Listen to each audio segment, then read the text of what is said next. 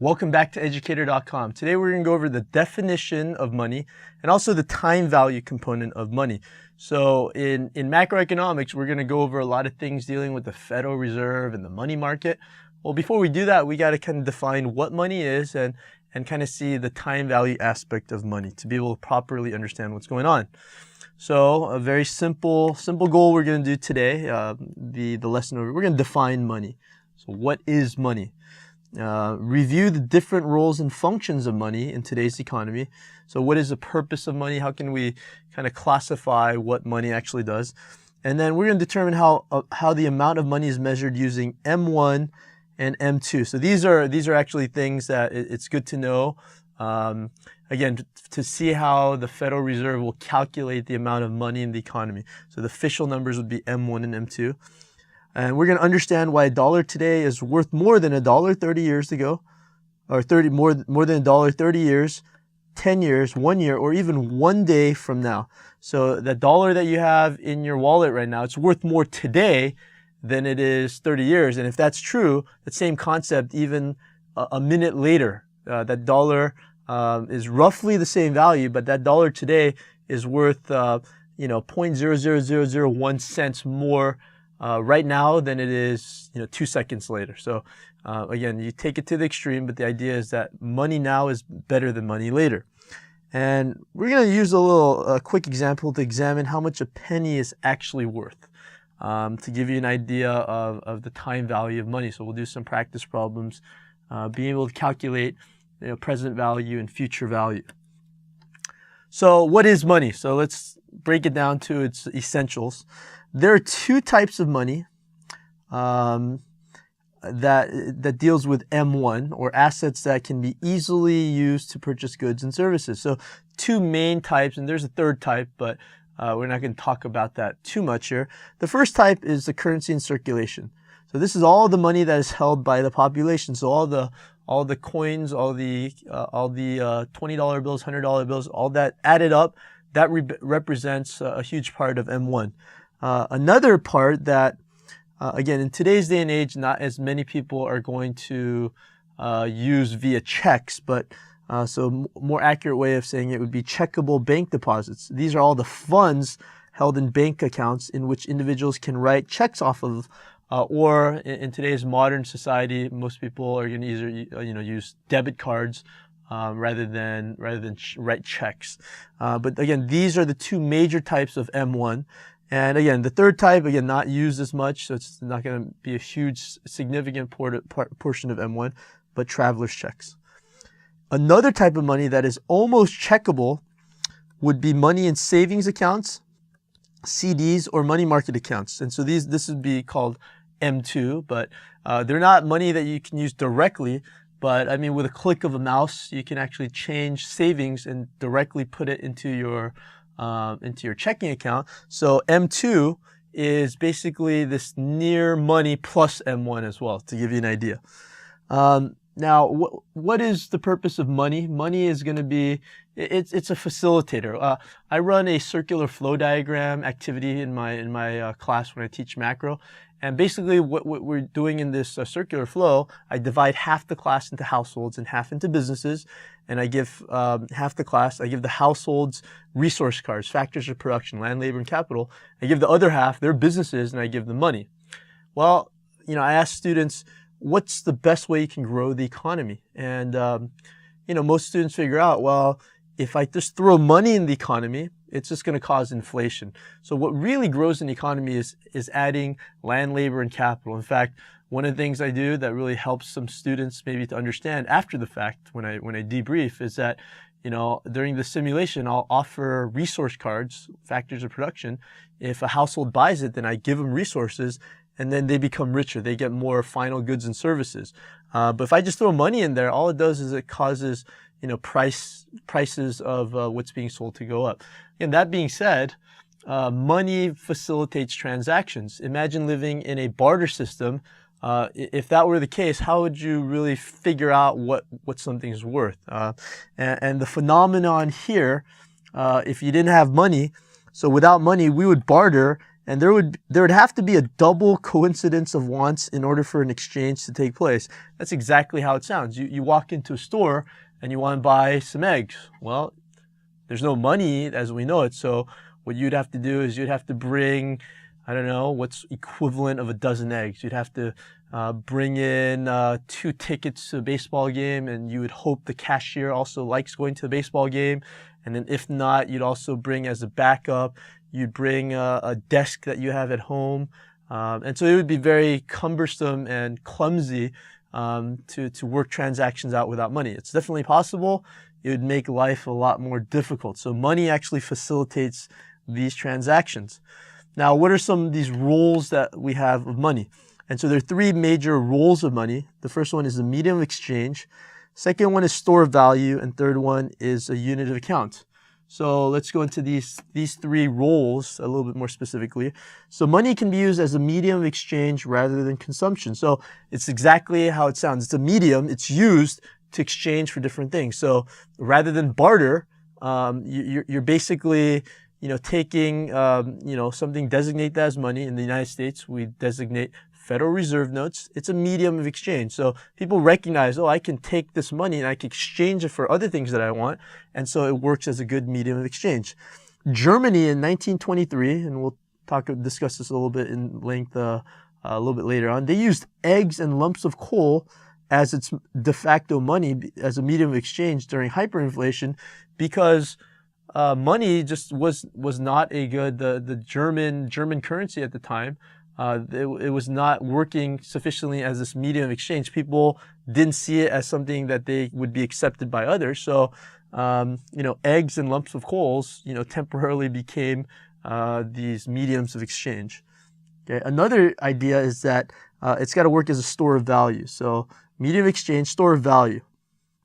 So, it's a means of holding purchasing power over time. In my classroom, since I began teaching, I'm a big Dodgers fan, I have a Dodgers piggy bank in there. And anytime I have change, I just deposit into this piggy bank.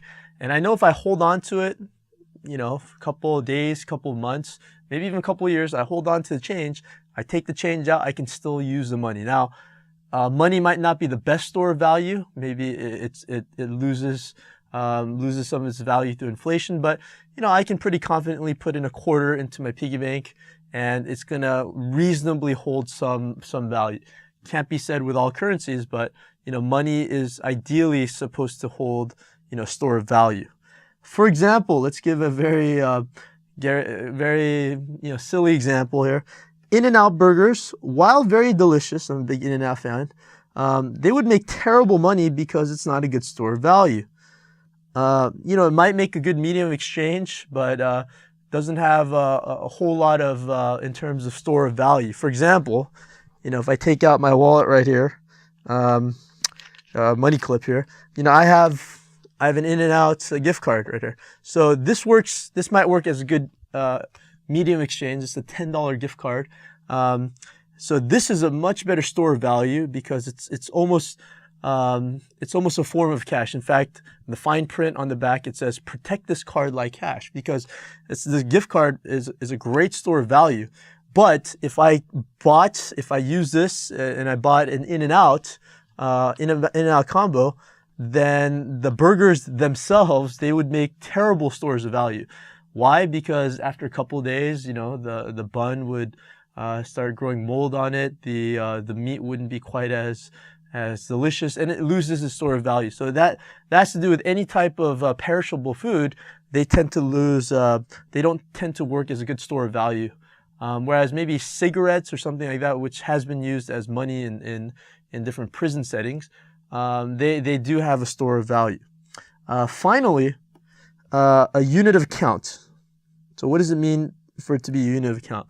Well, it's a measure used to set prices and make economic calculations. So it's easier to measure value with money than through barter. Again, I mentioned this, it'd be very difficult to calculate prices. So money, because it's very numbers based, you can easily compare a sweater at one store for $70 versus a sweater at another store for $60. Whereas if you use barter system, then it's difficult to compare because you don't have a standardized unit to make adequate comparisons. Okay, so these are different types of money that have been used. So we'll go over these types of three monies here. You have commodity money, commodity-backed money, and then fiat money, which is what we use today. So what is commodity money? It's exactly how it sounds. It's money that's also a commodity. It's a good that's used as a medium of exchange that has intrinsic value, and like silver, gold, or cigarettes. So you're exchanging pieces of silver, and they, in it of themselves, they have value. Now the problem is, in today's modern economy, when you're trying to expand the money supply, it becomes a little bit more difficult to control the money supply if you're only using commodity money because you have kind of a fixed amount of money. A very similar take to what commodity money would be, and it would make transactions a little bit easier, is commodity-backed money. So this is paper money that has no intrinsic value, but is backed by commodity, usually gold or silver. In the United States, we actually had commodity-backed money up until around 1933, when FDR, he basically took that away from citizens. Now that the idea of redeeming currency in gold was still available to foreign countries until 1971, when Richard Nixon took the United States off this idea of any type of commodity-backed money, at least with foreign countries as well. In 1933, it was only citizens within the United States that were not able to do that, but countries were. 1971, we completely fell off this idea of commodity-backed money. And what we have today, and what most countries, if not all countries, basically have this idea of a fiat money system. So not coincidentally, since 1971, we've experienced levels of inflation that are, again, historically, if you take back, from the beginning of the 20th century, inflation that has been really high since 1971, because we're on what's this fiat money system where the government can basically create money kind of out of thin air, right? So what does it mean to have fiat money? Well, it's money that's used which has no intrinsic value. So there's nothing really that makes it valuable like something like silver or gold would be. So governments have the power to create money out of thin air or by issuing bonds, borrowing money from itself, different vehicles, and they can cause inflation.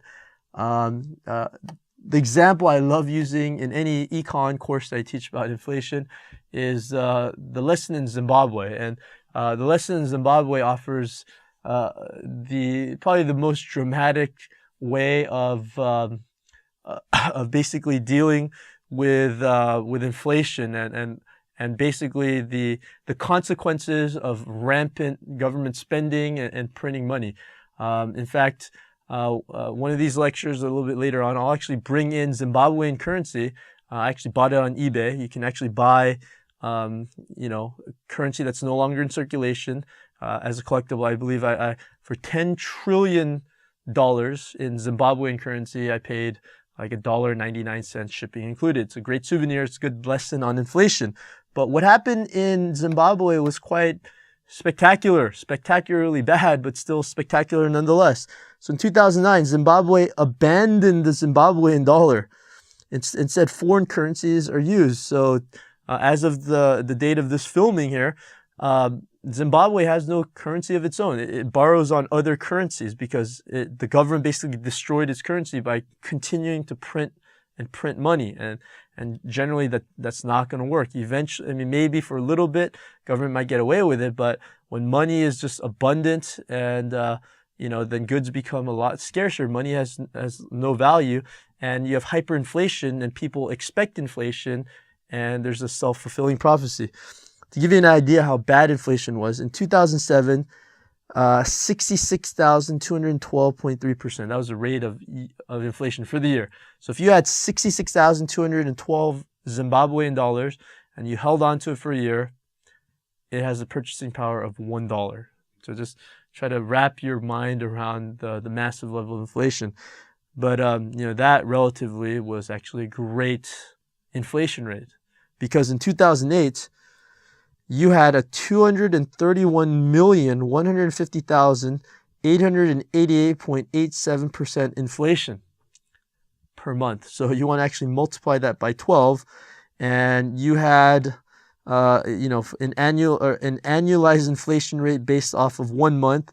The inflation rate was over $1 trillion, 1 trillion%. So imagine having $1 trillion at the beginning of July, then it has the same purchasing power as $1 the next month, not even the next year.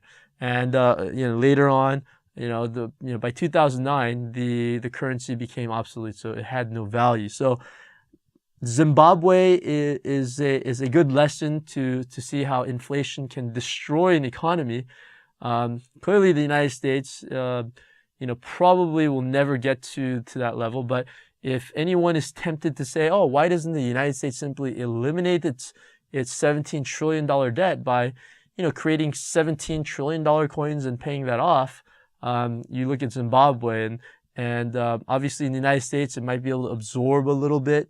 But eventually, if the United States followed the monetary fiscal policy route of Zimbabwe, then there's no reason to suspect anything other than financial chaos.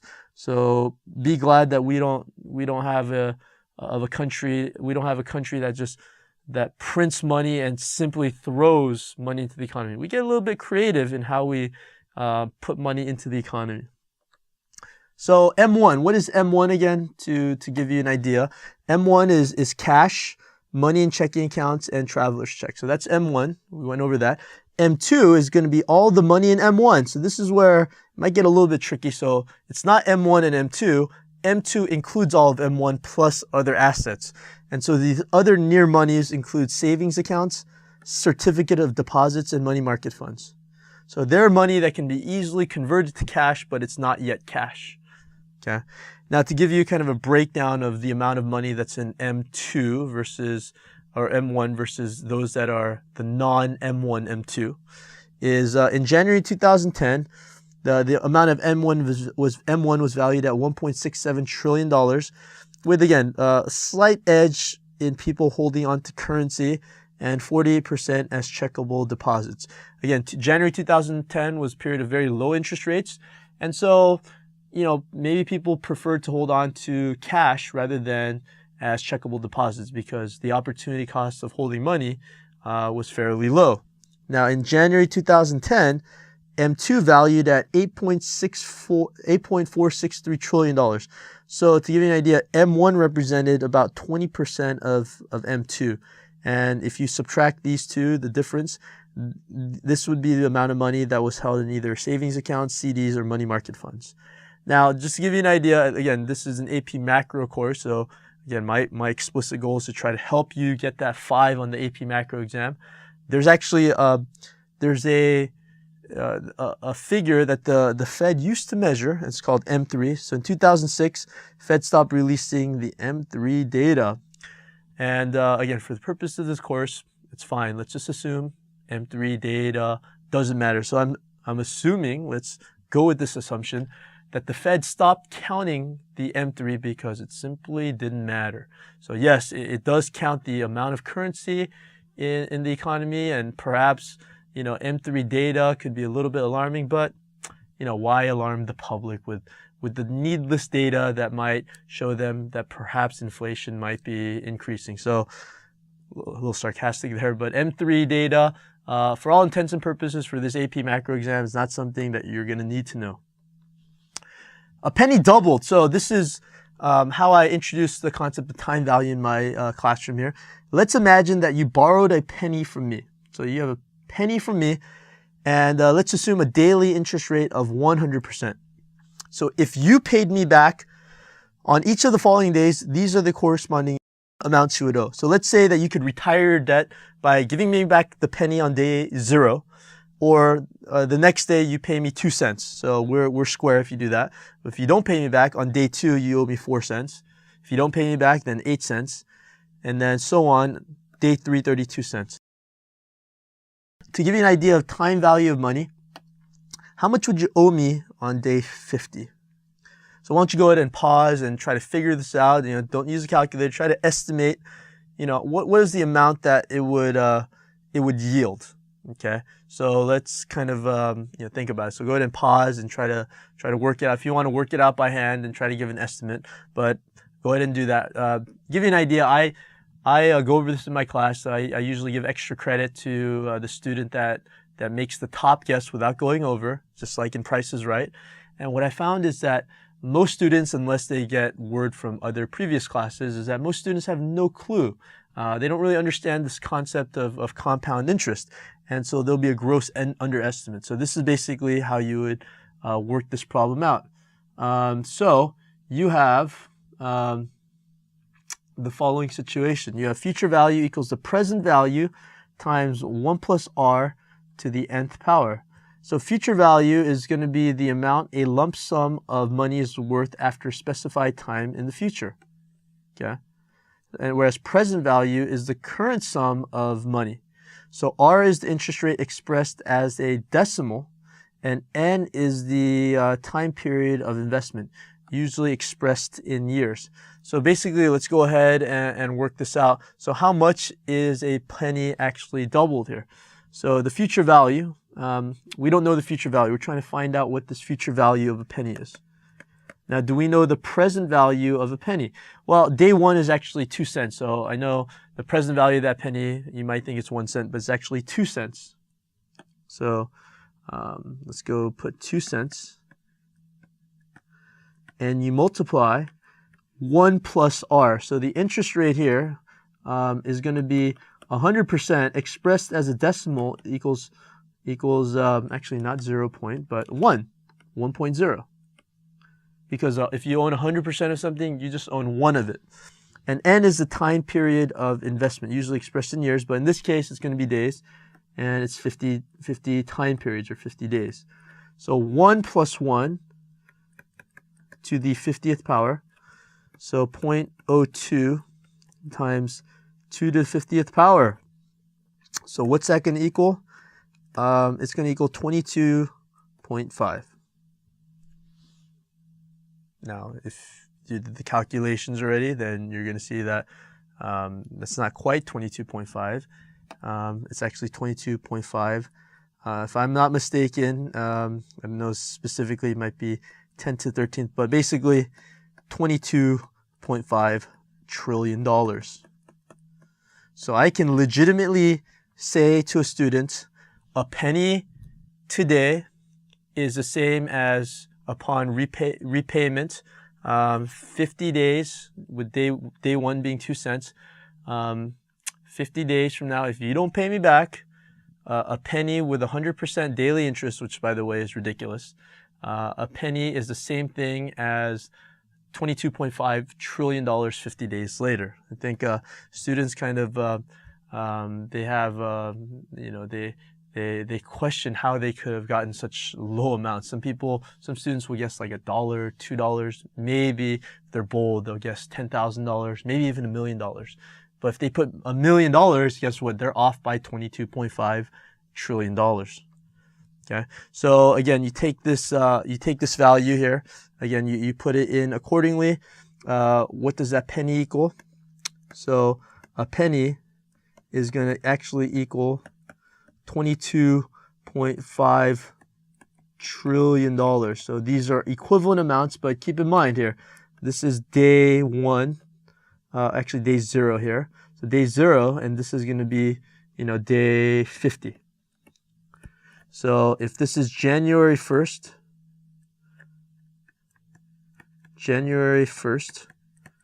that penny is going to equal that amount sometime in mid-February. Okay. Again, to put it into form, FV equals 0.02, 1 plus 1 to the 50th power, and you get that $22.5 trillion. So this is something that really highlights the idea that a dollar today simply is not worth a dollar tomorrow. Penny today is not worth a penny the next day. Again, the amounts are incredibly small that you're dealing with here, but when you keep on multiplying and repeating the process, then you can see how money, changes value over time. So winning the lottery, so kind of a fun example. In January 2011, there's a lady by the name of Holly Lottie. She split a $380 million jackpot. So there are two options. And again, most lottery winners are given two different options. It was a $190 million payout over 26 years. Now you got to pay taxes over that time. Or $120 million, again, before taxes. So it was actually only $80.7 million after federal, state. She lived in the state of Idaho, taxes. So to win a $100 million jackpot, she ended up with less than half after taxes. Now, hard to feel sorry for someone that's won such a large sum of money. But she opted, along with, again, I don't know statistics, but most people that win the lottery, they take the lump sum and agreed. And in her case, it was kind of interesting because she agreed to a sealed settlement with her estranged husband, who was separated but not divorced, because under law, if they were never divorced, then there's the idea that he has claim to some of the money. Now, how much that she gave, she was a single mother of two kids. She actually relocated to the state of California to deal with that. But the idea is that, when people think, oh, you win $190 million, well, it's a $90 million annuity, time value over 26 years. And if you calculate a lump sum, the equivalent would be, $120 million, and then you take away taxes, right? So the idea is that, the present value and future value, depending on when money is arrived at, it's very important. And so in this AP Macro Econ course, when you're dealing with interest rates and the amounts of money that's paid out versus now versus a couple of years later, it's very important to understand that businesses make rational decisions based on these interest rates. So usually, again, the larger number receives the headline, but the present value is considerably less than what is reported. So if you hear a jackpot of $200 million, and the present value is probably closer to that $100 million figure. So example number one, in the United States, the Federal Reserve notes are what type of money? Okay, again, these are pieces of paper, Federal Reserve notes. So what are Federal Reserve notes here? Again, so there are different types of Federal Reserve notes. This is something that people, have. So this is a dollar bill. So if you take a look at this here, you're dealing with Federal Reserve notes, United States of America. This note is legal tender for all debts, public and private. In God we trust, right? So you have the $1 bill here, and this is a form of currency here. So what type of money is it? Is it commodity money? Well, no, it's not. It's not gold at all. So it wouldn't classify under commodity money. So let's block that out. Is it commodity-backed money? Okay, it's not commodity-backed money either. Remember, you can't go into a bank and say, I want $1 worth of gold. There's nothing backed by that dollar. Is it backed by gold? It's not backed by gold at all either. So again, commodity-backed money would be, backed by gold would be a specific way of looking at it. Is it backed by a combination of gold and silver? Absolutely not as well. And so the reason why the Federal Reserve notes are actually accepted is because the government says it's money and we accept that. So most currencies today, money is money because the government says it's money, and that's fiat money. So they've declared by fiat that, money is money. Okay, so example number two. So if you transfer $100 from your checking account to your savings account, what happens to the M1 money supply? So M1 is actual money. So if you you go on your bank and you log on and you transfer checking account money into your savings account, what happens to the value of M1 money supply? So M1 is actually going to decrease. If you take a look at that, is it increasing by 100? Absolutely not. Does it decrease by 100? Yes, it goes from M1 to M2. So you transfer the M1 money is actually transferred into the non-M1 money. So it decreases by $100. It doesn't stay the same. It doesn't increase first and then decrease, or none of the above. It just decreases by 100. So you just take out of the M1 and you put it into the non-M1 M2. So M1 actually shrinks. Okay, question number 3, very similar question, but has a slightly different answer. If you transfer $100 from your checking account to your savings account, what happens to the value of the M2 money supply? So let me give you a little visual example to highlight what I was saying for the previous example. Okay, so you have M1, which again, let's say that, this is cash, and then you have checking here. So all of this is M1 here. Now, how does M2 look like? So M2 is going to be bigger here. So now here's this. Here's M1 money. So this is M1 money. So this is checking plus cash right here, and you have traveler's checks.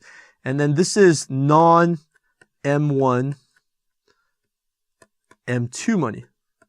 So M2 money is categorized as M1 money or non-M1 M2 money. So here's the thing. If money goes, if you take out this section of, let's say this represents $100, and you change checking and you put into a savings account, well, you reduce this M1 value, but it goes to M2 and it stays within M2, so it stays the same. So even though you're decreasing the M1 by 100, you're not doing anything to M2 because it just becomes the non-M1 part of M2.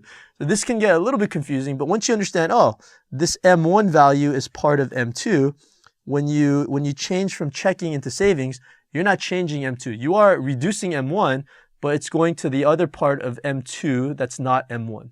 So basically all told, it stays the same. So these answers are all incorrect. And finally, an example with present value here. So if you have a calculator, it's great, but you can actually figure this out without doing any hard calculations. So assume an interest rate of 10%. If you were to pay your friend an amount of $1,000 in 2 years, what is the present value of that amount? So in other words, what is the fair value your friend ought to lend you today for $1,000 in 2 years? So, that's kind of an interesting question. So you just basically plug and chug with this formula here. So FV equals PV 1 plus I to the nth power. So you're trying to find the present value. So the present value, so you know the future value is $1,000. You're trying to find the present value. What is the interest rate? 1 plus I. So 10% equals 0.1. So 1 plus I equals 1.1. And then it's going to be 2 years here. So 1,000 divided by 1.1 to the second power. So 1.1 to the second power. You can cancel this out here. So 1,000 divided by 1.1 to the second power. I don't have a calculator on me here, so I'm just going to leave it like that, equals the present value. So 1,000 divided by a number greater than 1. So you know that you can eliminate C, D, and E because they're all numbers that are either equal to 1,000 and 1,000 divided by 1 equals 1,000. So that can't be the case. And if it's a number greater than 1, then you're going to get a number less than 1,000, which makes sense. If someone's going to pay you back $1,000 2 years from now, then you would expect to get a loan of less than $1,000. Now, if it's a 10% interest yearly, then if it's 1 year, then you're going to get maybe 900 something. So this is also too high. So if you lend $900 and you get 10% every year, well, in the first year, 900 would be 990 plus 10%. It would be closer to 1,100. Not quite 1,100, but maybe 1,070 or 80. And so just by the process of elimination, then you get 826, which is correct. If you do 826 times 1.1 times 1.1 to the second power, you're going to get $1,000. So it's this idea that money today is not the same as money tomorrow. And that's why there's got to be this interest rate that compensates. And again, we're going to go over different scenarios where interest rates go down. What is the impact on lending and borrowing? But before we do that, it's kind of good to know the basis on which exchange is made in terms of borrowing and lending money. Thank you for watching educator.com.